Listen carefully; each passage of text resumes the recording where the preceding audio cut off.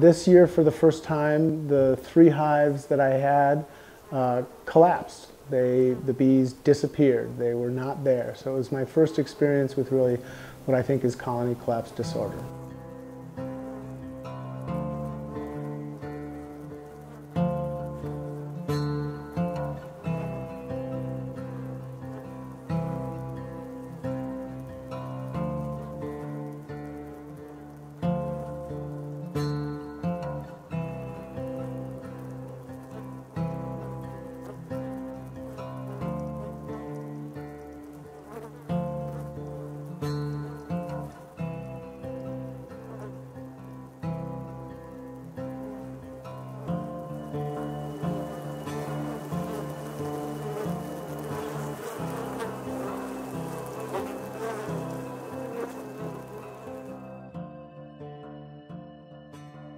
My name is Gus Buchanan, and I am the history teacher at Rock Point School.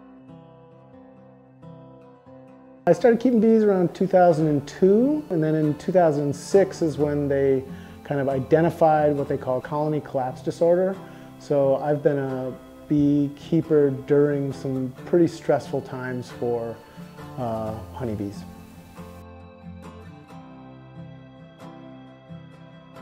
Pollination is really a symbiotic relationship between the bees and the plants. You know, the bees want nectar from the flower and they want pollen that's part of the plant. And in the process of gathering that pollen and gathering that nectar, the bee gathers pollen on its body. The process of flying through the air creates an electrostatic charge so that when the bee lands on the flower, the pollen kind of jumps on the bee. Every plant that bee then visits, it pollinates that plant and it then turns to fruit. So imagine trying to pollinate an apple orchard by hand. There's places in China where they've lost their populations and they have to pollinate by hand. It's tough, it really is.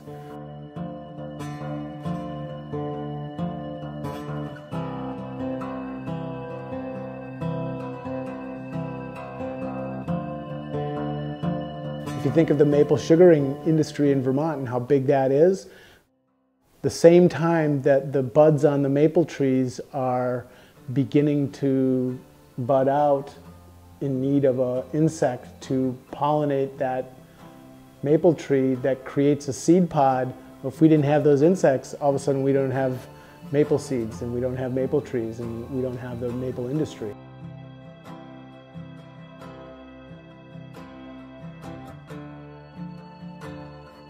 Look at a grocery store's fresh food section, you know, where all the fresh food is when you walk into a market, and they have all that fresh food out there, and then they remove about 60% of it, which if we didn't have these solitary pollinators or honeybee pollinators, that's the food that we wouldn't have.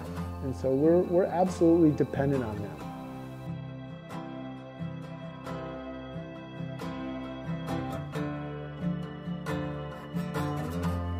Pollination is important because without it, many flowering plants, including food crops, cannot reproduce. So pollination is the process of transferring pollen grains from stamen to pistil of a flower. So bees are very good at transferring pollen grains from one flower to another flower. Without bees, we might starve, actually.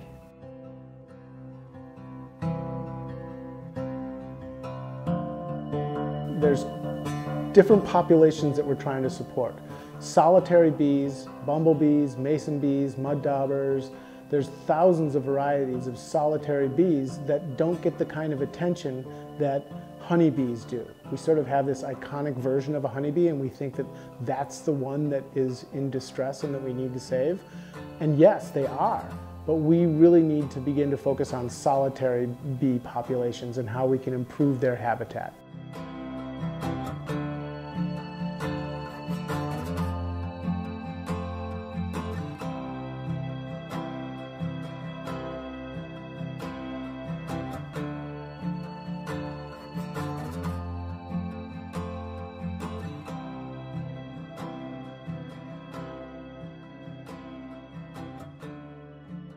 If we know the spatial pattern of wild bee abundance across the space, then we can identify which regions and which crops might have experienced in pollination services mismatch between pollination supply by wild bee species and pollination demand.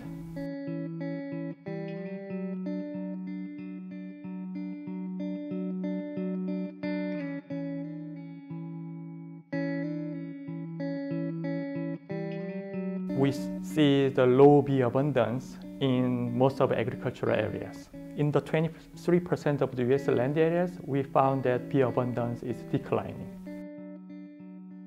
139 US counties have experienced that wild bee abundance declining, but their pollination, crop pollination demand is increasing, which is the mismatch is happening.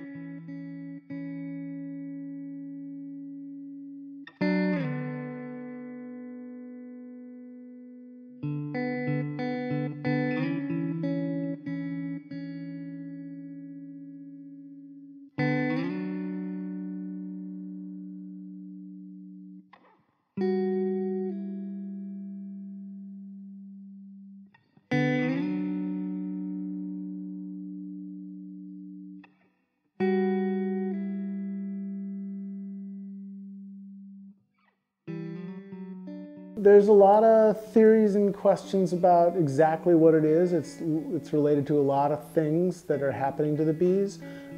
Some of it I'll call the sides, insecticides, pesticides, herbicides. And they may be safe for you and I, but after a period of time they build up in the bees' system, and it impacts their ability to navigate, it impacts their ability to perform tasks in the hive. And so the whole hive kind of just leaves the home that they have.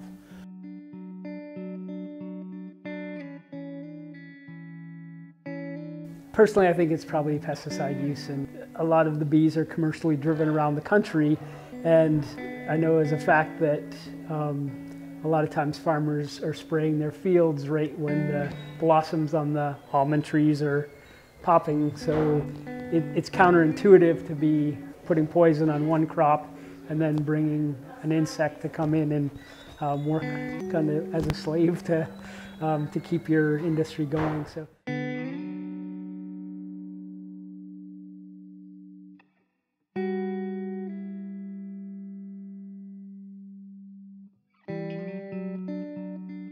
I think the habitat, conservation habitat is everything. Bee needs their home, right? Like us, we live in homes. So wild bee habitat is their home. Bee habitat is natural areas or forests and shrubland or grassland. They need flower resources and they need nesting resources. I'm very conscious as I'm maintaining the lawns, and I tend to let the lawns grow a little bit shabby. I always leave patches of clover or whatever flowers in bloom in order to allow the bees to kind of forage.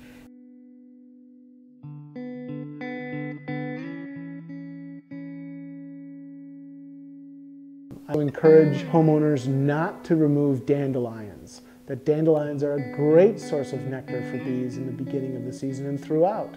Letting your lawn grow to 3 inches in grass length rather than cutting it down creates habitat in there for insects to live. Small things like planting plants that bloom throughout the year and letting the dandelions grow allow for the bees to have enough forage so that they can survive the harsh winters in Vermont. You know, it gets down to 10 below, but they have to keep that hive at 95 degrees. That takes a lot of food, which is honey. So we have to provide forage for the bees so that they can create nectar, or they can gather nectar and make honey.